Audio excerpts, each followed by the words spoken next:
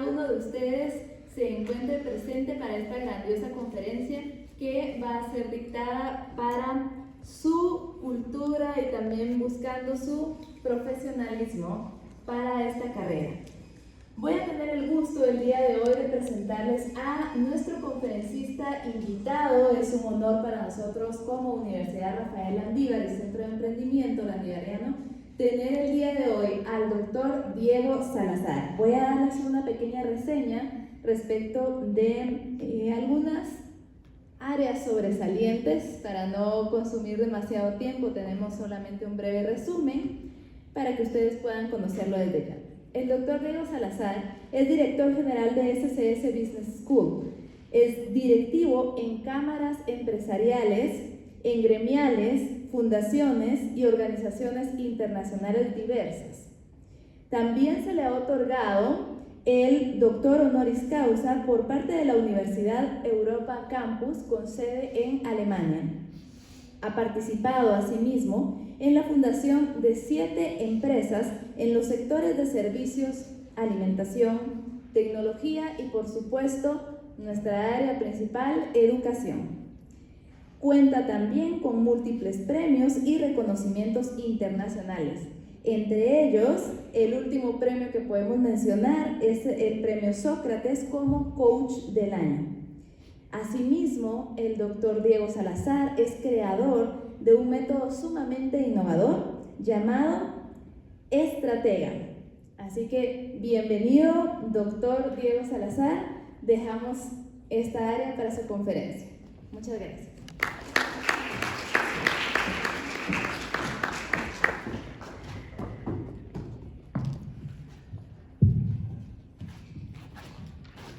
Bueno, pues no sé qué, ya con todas estas expectativas, la verdad, no sé que no puedo quedar mal, eso sí seguro, definitivamente. Han contado ya muchas expectativas acerca de la situación y del enfoque de lo que he realizado los últimos 17 años. Bueno, vamos a partir de algo muy importante y es el tanque de pensamiento. ¿Qué significa realmente tanque de pensamiento para nosotros? Significa que cada uno de ustedes tiene la oportunidad de poderse conectar en 5 niveles a través de nuestro pensamiento, de nuestro sentir y de cómo es que realmente nosotros pensamos que van las cosas y las situaciones. Pero quiero empezar con una anécdota para que ustedes vayan haciendo una idea de cómo es como realmente pensamos y cómo es que suceden realmente las cosas, porque son 2 cosas distintas. Una cosa es cómo yo pienso y otra cosa es cómo realmente al final suceden las cosas, ¿cierto? Así que esta anécdota es de cuando yo tenía 5 años. Y cuando yo tenía 5 años, imagínense ustedes, mi abuelo compró un tecolote de este tamaño de los de barro. Era más o menos, casi de mi altura, un poco más de mi altura en aquella época. Un tecolotón de barro.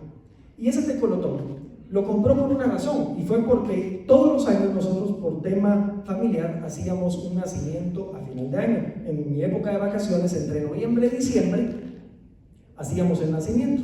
Y entonces el reto de ese año era: mira, yo te compré este tecolote porque vamos a hacer una cosa, me dijo. Vamos a llenar el tecolote de billetes, no importa si son de 1 quetzal, durante todo el año. Y para la próxima Navidad, tú vas a romper el tecolote y lo que saquemos de ahí va a servir para el próximo nacimiento. Pero lo que sobre, te lo vas a quedar tú para que compres cosas de Navidad, regalos o algún juguete, algo que tú quieras. Así que bueno, no solamente él le apostó al tecolote, yo también. Así que de mis mesadas yo también le apostaba y iba metiendo billetes al tecolote mes con mes. Como era bastante grande,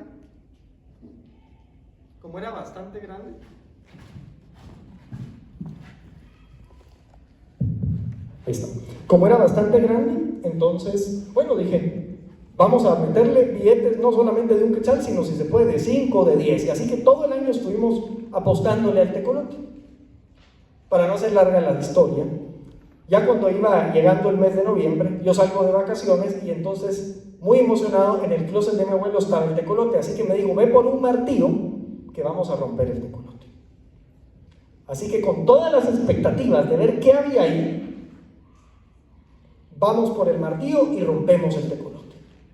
Cuando vemos, acá, más o menos, cuántos billetes hasta abajo había. Ni siquiera llegaba a la rodilla del tecolote. Y cuando vemos, ¿pero qué pasa aquí? Me dice, veo que esto está raro, y ve que una de las patas del tecolote tenía pegamento. Así que empieza a moverle, ve esto, pero si esto alguien lo ha quitado. Y empezamos a ver que una de las patas del tecolote estaba pegada. Así que rápido dijo, tu abuela, ¿sí? Y fue con mi abuela y le dijo, ¿tú le has quitado la pata al tecolote durante todo el año? Sí, porque es que yo necesitaba dinero y como no me daba suficiente, yo le quitaba de ahí. Yo sabía que ahí había dinero. Imagínense ustedes, yo ese día aprendí una cosa, nadie sabe para quién trabaja, ¿sí? Hasta yo le había apostado al tecolote. Nadie sabe para quién trabaja. Y ahí es donde nos damos cuenta de cómo funciona el pensamiento, porque de una forma le estábamos apostando a eso, mi abuela y yo. Pero mi abuela ya tenía otro pensamiento, ya tenía otro propósito, ya tenía otra razón de qué iba a suceder con ese tecolote y con el dinero que había ahí. Y eso es lo que nos pasa muchas veces. No nos damos cuenta de cómo realmente pensamos, de realmente qué es lo que hace que nuestro pensamiento tenga una forma distinta de hacer las cosas. Así que vamos a hablar en esta ocasión acerca de 5 etapas o 5 niveles del pensamiento. ¿Cómo llenamos el tanque? Básicamente. El primero, el proceso del pensamiento. ¿Cómo es realmente el proceso del pensamiento? ¿De dónde parte ese proceso? Quiero mostrarles esta gráfica. Vean ustedes qué dice esta gráfica. Aceleración de los cambios tecnológicos y sociales versus la expansión de la capacidad adaptativa. Y si se dan cuenta, esta es una gráfica de una firma consultora chilena que se llama CLA, y lo que me llama la atención de la gráfica es que cuando empieza a llegar los años 90 y los años 2000, empieza a separarse la brecha de la capacidad adaptativa del ser humano, ¿sí? Y cada vez esa brecha se expande más. ¿Se dan cuenta? Miren la tendencia desde el año de origen, 1500, 1600, y vean cómo es bastante estático, pero cuando empiezan los años 90, empieza a cambiar esa tendencia. ¿Por qué creen que sucede esto? La era de la tecnología, la era de la información. La era de la información nos da conocimiento, ¿cierto o falso? Pero, asimismo, nos aleja de poder tener y crear un juicio crítico, un pensamiento. Y vean ustedes, dice tecnología y temas sociales, expansión, o sea, mi expansión hacia adaptarme al cambio cada vez es más limitada. O sea, cada vez al ser humano, cada vez a nosotros como personas nos cuesta más adaptarnos al cambio. Pero si hay tanta tecnología y tanta información, ¿cómo es posible que eso esté sucediendo? ¿Qué ven ustedes en esa imagen? Al lado de la gráfica. ¿Qué creen ustedes que es eso?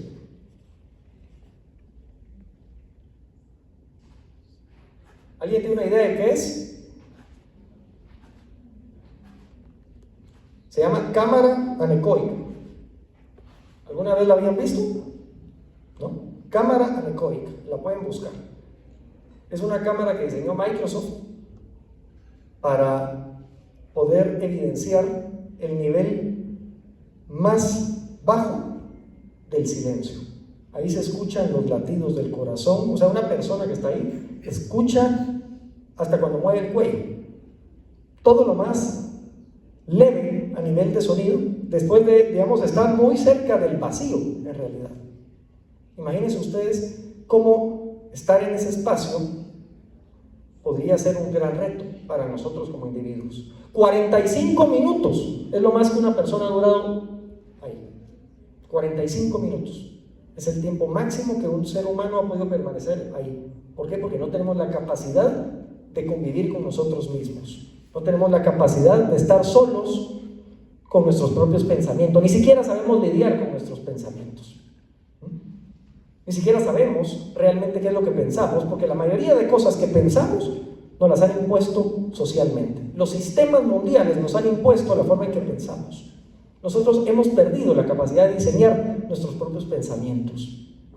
Y entonces es por eso que la brecha de nuestra capacidad adaptativa cada vez es más grande.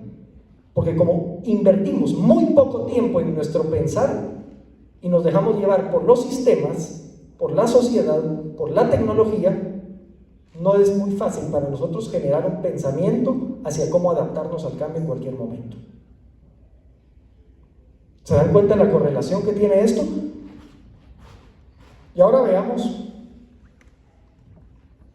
los catalizadores del pensamiento. Estos son los 3 catalizadores del pensamiento que nosotros tenemos que manejar a nivel individual, como seres humanos. Primero, tenemos que tener la capacidad de observar. A pesar del ruido social en el que vivimos, en el entorno, tenemos que tener la capacidad de observar. Son más importantes las preguntas que las respuestas. Muchas veces perdemos tiempo enfocados en las respuestas de las cosas, cuando realmente lo que tenemos que saber es cuál es la pregunta correcta. Y la pregunta correcta la vamos a tener cuando podamos invertir tiempo pensando realmente qué es lo que está sucediendo. Y para eso necesitamos observar, poner atención, como el tecolote.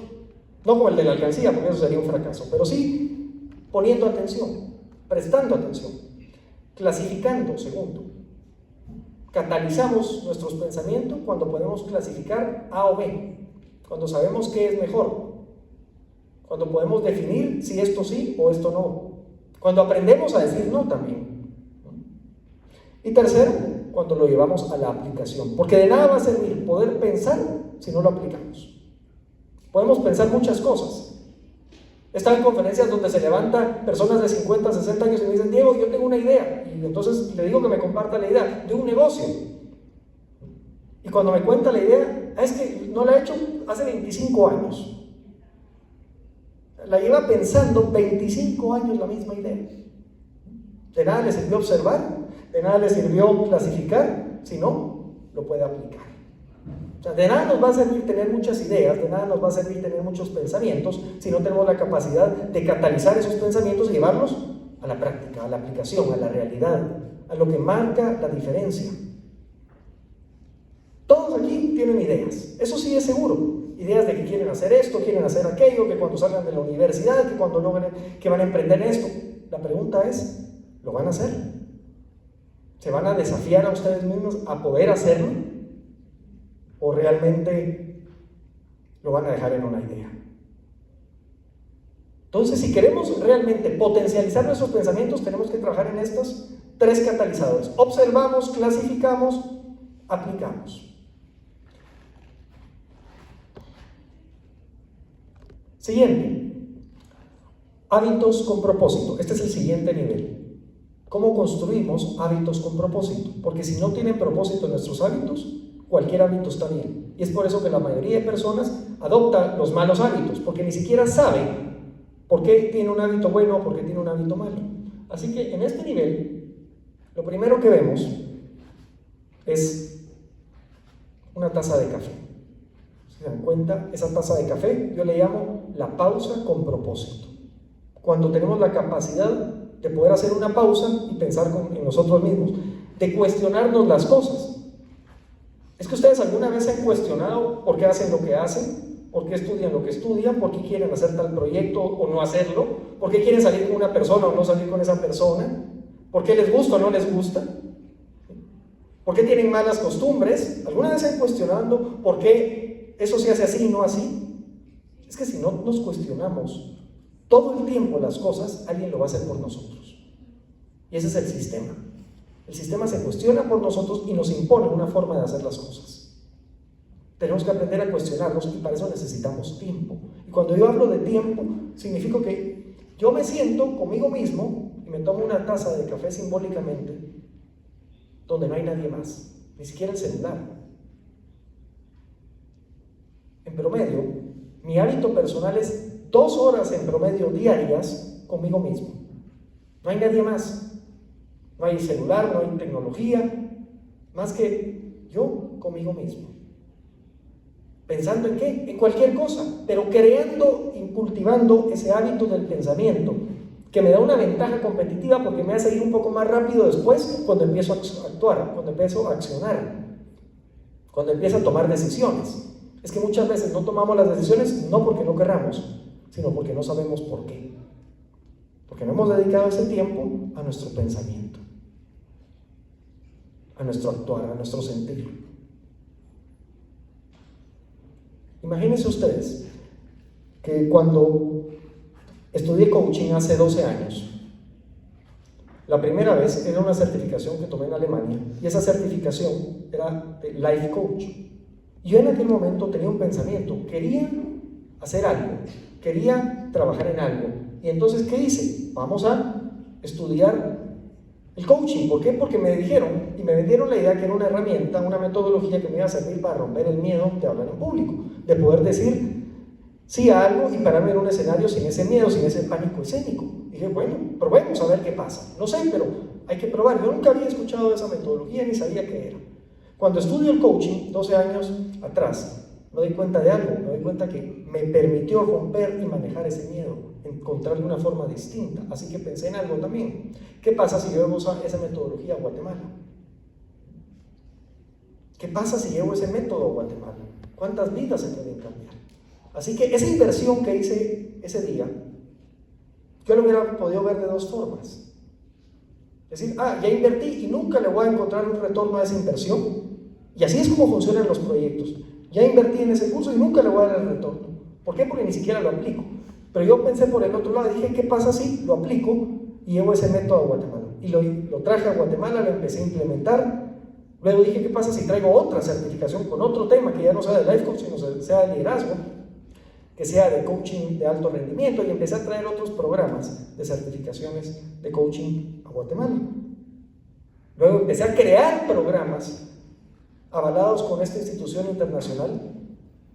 ¿Y a qué se tradujo todo eso 12 años después? Más de 1,200 alumnos certificados en programas de coaching en Guatemala y El Salvador. Ese es el resultado de una catarsis, de un proceso de hacer y de ejecutar un pensamiento. Hubiera podido quedarse en un pensamiento, pero gracias a esas 2 horas de inversión diaria en mi pensar y en mi sentir, me llevó de un programa que tomé 12 años atrás a tener 1,200 alumnos certificados y hoy ser los líderes en Guatemala en las certificaciones de coaching a nivel nacional de programas. Una idea se traduce en resultados que podemos medir, pero necesitamos hacerlo. Necesitamos hacer lo necesario y eso significa tomar el tiempo para ello. Ahora bien, metas tipo C. Todas las metas que establecemos para nuestros proyectos, para nuestros emprendimientos, tienen que ver con la letra C. ¿Y saben por qué? Porque parte de nuestra capacidad. Metas tipo C son nuestra capacidad, lo que nosotros podemos hacer hoy. Si yo tuviera, si quisiera y si pudiera, no sirve. Lo que hoy sirve es lo que yo soy capaz de hacer hoy, al final. Todos los proyectos que ustedes establezcan tienen que ser metas tipo C, desde su capacidad y desde su congruencia. Esas son las metas tipo C. Una meta tipo C va a marcar la diferencia cuando ustedes logren tener un resultado pequeño. Esa es una meta tipo C. Claro, quieren llegar hasta allá, quieren llegar lejos, quieren llegar a un objetivo muy grande. Excelente. Pero la meta tiene que ser tipo C. O sea, tiene que ser una meta pequeña que forme parte del rompecabezas y que me lleve a otra meta pequeña, a otra meta tipo C, desde mi capacidad, y luego así sucesivamente hasta llegar al objetivo final que yo tengo. Es la única forma en que voy a poder lograr el objetivo.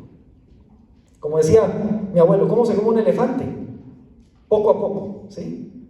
Si no me atoro. Vamos poco a poco. Esas son las metas tipo C. Vamos gradualmente para poder llegar al objetivo. ¿Conocen a Sparrow? ¿Sí? ¿Alguna vez habían visto a Sparrow? ¿O solo en la película de...?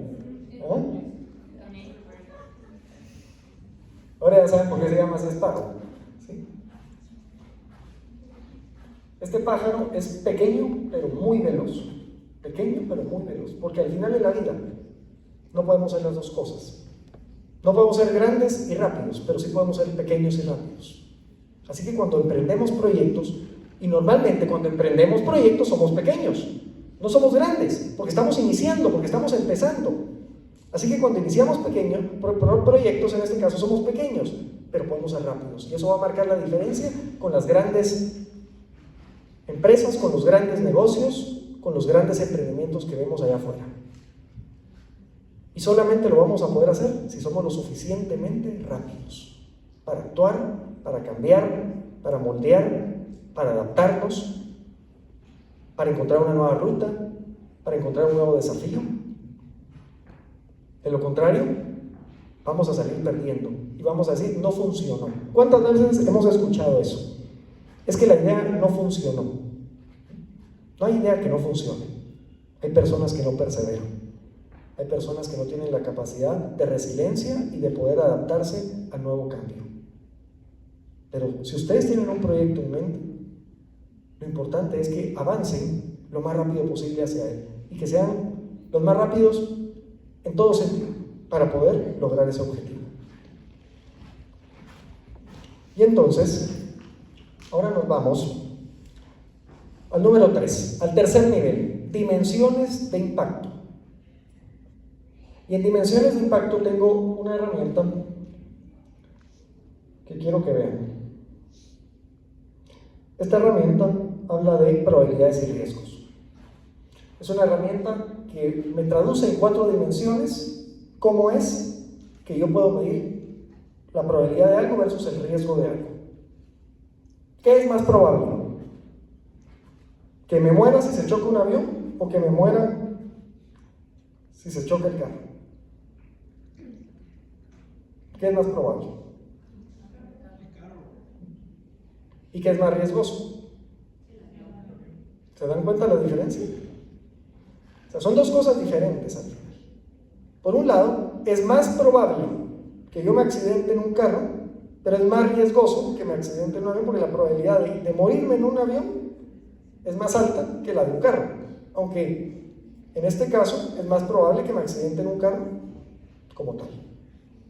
Así funcionan las probabilidades y riesgos. Pero hay 3 cosas que tenemos que medir en estas dimensiones. El tema de las consecuencias, los factores de control y los resultados. Consecuencias, factores de control y resultados, para ver en qué dimensión de probabilidad y riesgo me encuentro yo. Para poder entender cuál es realmente el factor en el cual me voy a mover. Y voy a hacer o dejar de hacer. Tomar o no tomar la decisión. Las probabilidades y riesgos dependen de quién, de los factores que controlamos. Y aquí hay un tema muy importante que todo mundo habla, pero a veces no se entiende del todo, y es la inflación. La inflación como factor económico mundial, la gente dice, es que hay inflación, este año hay inflación, en Guatemala la inflación promedio 8-9% y cada vez sube más la inflación, y a nivel mundial la inflación, y todo el mundo habla de la inflación, ¿cierto? Pero poco se entiende de que la inflación es un tema que podemos hasta cierto punto controlar. Y ahora les pregunto, ¿ustedes saben la diferencia, primero, entre riesgos e incertidumbre? ¿Cuál es la diferencia entre riesgo e incertidumbre? Riesgo tiene datos de precedente con los cuales yo puedo medir. Incertidumbre, no sé qué va a pasar, pero en ambos siento el mismo miedo. ¿Se dan cuenta? En ambos siento el mismo miedo. Tanto cuando es algo riesgoso como cuando es incertidumbre voy a sentir miedo. Solo que en uno tengo datos de precedente que me pueden dar un parámetro para moverme, y en el otro no sé nada, ni siquiera qué va a pasar. Y entonces ahí nos damos cuenta de algo. ¿La inflación es un tema de riesgo o es un tema de incertidumbre? ¿Qué me dicen? Riesgo e incertidumbre, la inflación.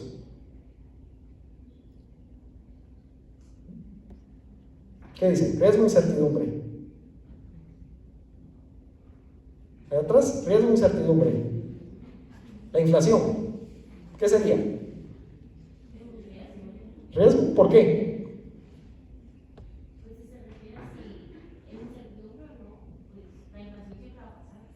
Exacto. Y hay datos, hay precedentes. Desde hace más de 50 años hay una estadística que la inflación se recicla cada 10 años. Si ustedes se ponen a investigar sobre estos temas, se van a dar cuenta que cada 10 años se recicla casi el 100%. O sea que cada 10 años las cosas van a costar el doble.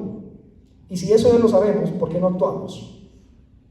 O sea, si hoy gano 5, en 10 años esos 5 que ganaba va a ser la mitad de lo que ganaba.